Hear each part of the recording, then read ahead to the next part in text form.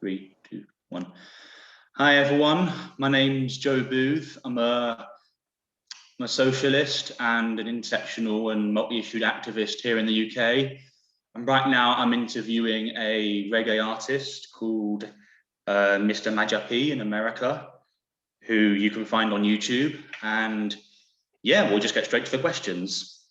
So Clive, tell me a bit about yourself. Okay, I was born in Kingston, Jamaica.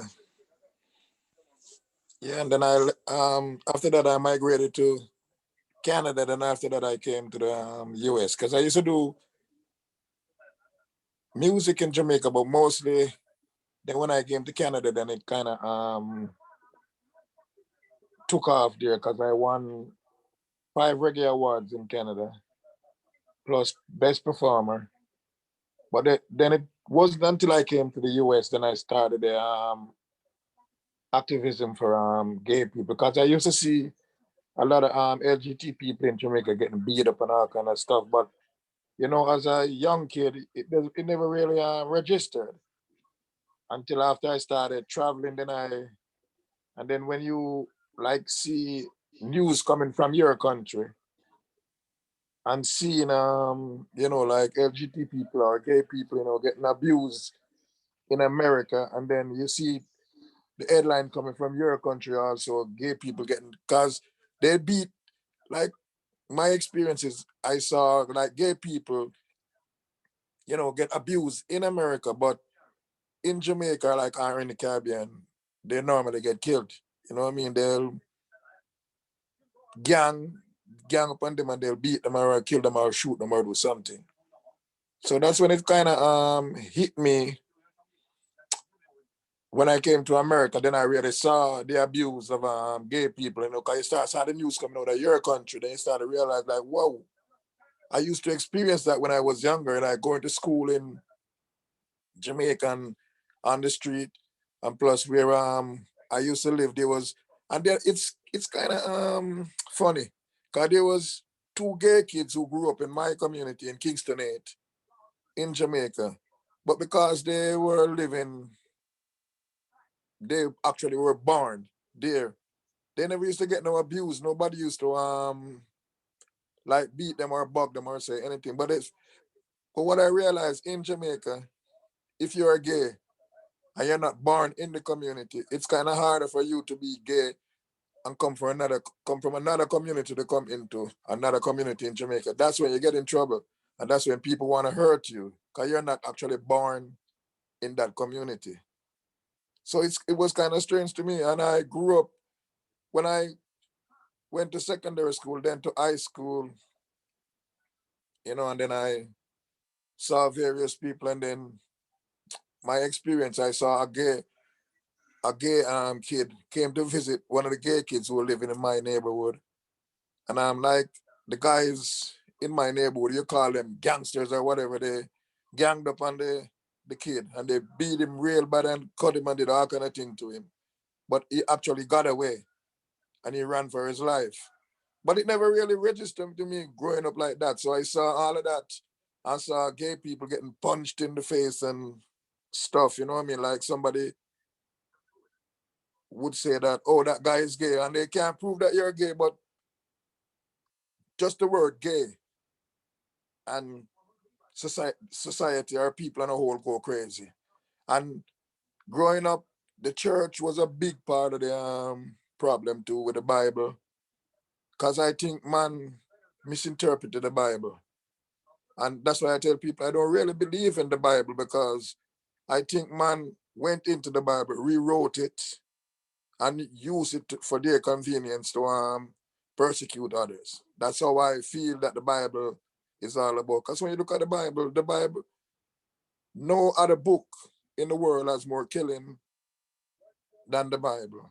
And I think man rewrote the Bible just to discriminate and persecute others.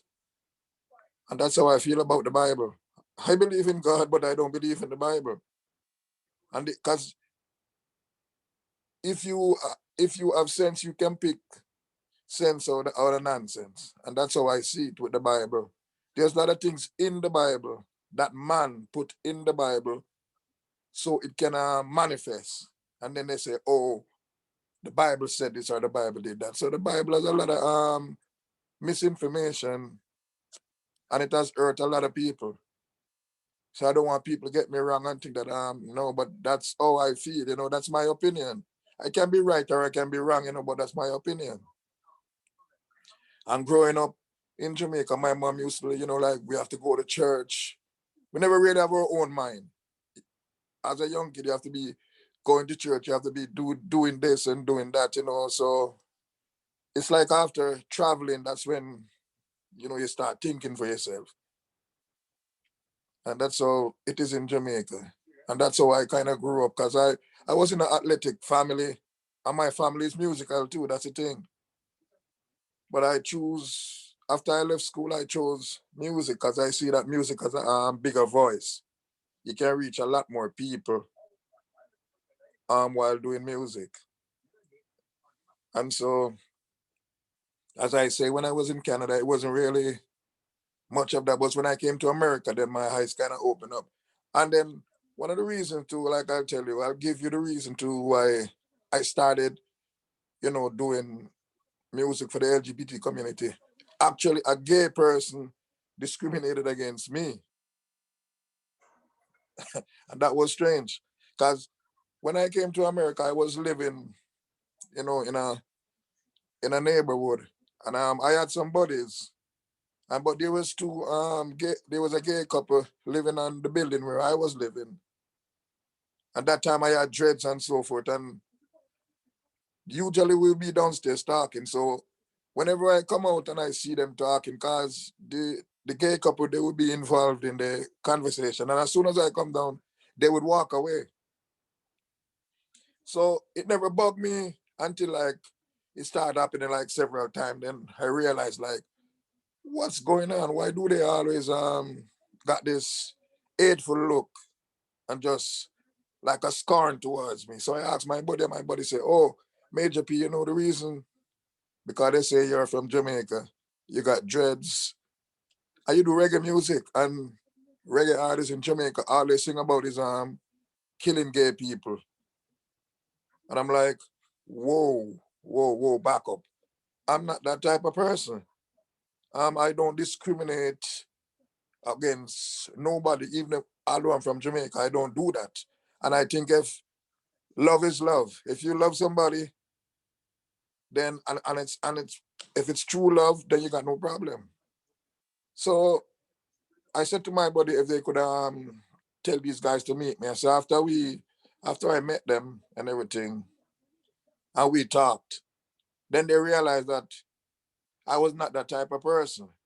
So they opened their arms towards me, and then I started to tell them that no, not all Jamaicans are homophobic, and not everybody who you see got dreads and do reggae music, no matter where they come from, they're not homophobic. Not everybody is homophobic. So that's when they realized, cause they grouped everybody in one bunch and just draw the line. Say that's it. Say we're not gonna deal with these people. And that's how it started. And then I sat down and I said to myself, you know something, let me start doing let me do something towards this music. And then another experience I had, I went to a record store and I was buying CDs, and there was a white couple in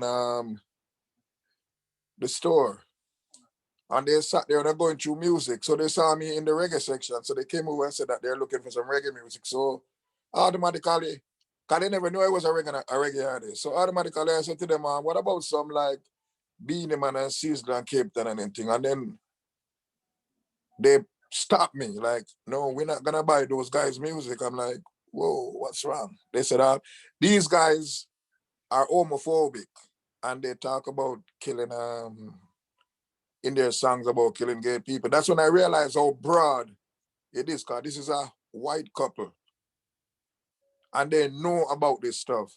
And then I said, whoa, I have to do something. So I sat down and I thought about it. And I say,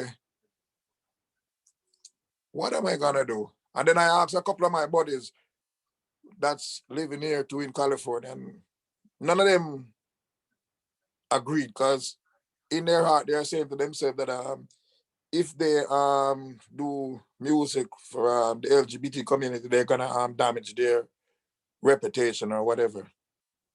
So I said to them, it's not about reputation, it's about your moral and morality, because you can't have these guys here dirtying up the business and letting everybody think that everybody from Jamaica are in reggae music is homophobic. So I asked one of my buddies, say, let me and him, I won't call his name, so let me and him do a combination. So we went to the studio and we did the combination for, that was the first gay rights song I recorded. It's called Rights, Gays Have a Rights.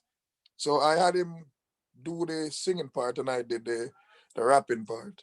So after we finished and he went home, he called me on the phone and said to me, if I can take him out of the song.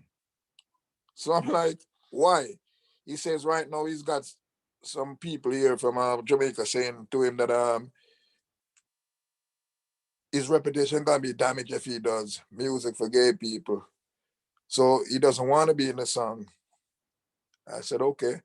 Then later on, he called me back and he said to me, if I can, he realized the potential of the song. So he called me now hypocritically saying to me, if I can disguise his voice in the song, but don't let people know that's him. So I said, no, I can't do that. I'm just gonna take you out of the song, everything out of the song. So I went back to the studio and I did the song over by myself. Then I realized that the people who went to him, all of them are homophobic, and he joined the homophobic gang because he was so scared of you know, reputation or whatever. So I said, what about people who are getting killed and getting beaten every day? What you don't care about those? If you just care about your reputation, it don't make no sense to be in a business.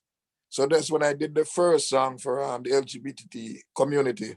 And after I did that song, I got a barrage of death threats.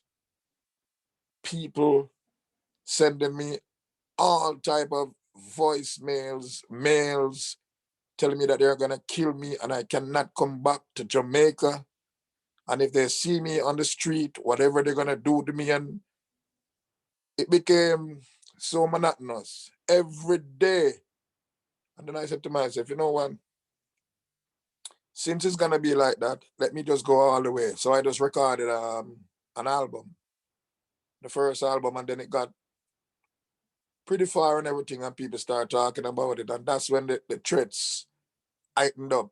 I even had people who started to sabotage me on YouTube and Facebook and all things. They would call, they would send, you know, messages to Facebook that I am doing this, and then Facebook would close down my page for a while, so they'd have to investigate.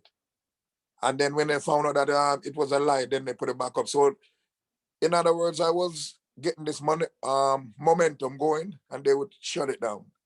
These people would do something to shut down my momentum. They didn't want my message to get out there, but it was still, you know, getting out slowly and slowly. And then I got up and I did a song, and I said the song titled "What If Bounty Killer and Sizzler Was Gay." And Sizzler manager, a website, put the song put the video up on YouTube. Sizzler manager somehow got Facebook and YouTube and everybody to block the song for a while. Then she started sending me messages, and they blocked the song for about, I think, about 2 months, until finally when they realized nothing was wrong with the song, because she was talking about copyright issue, which was a lie and all that stuff. Yep, and then they kind of kept it out of the news and everything for a while. So the song kind of lost momentum, but it's up back now, and it's kind of like gaining traction, but she stopped it for a while. And that's how everything, you know, been going for a while. And I've been to Sweden and all them places.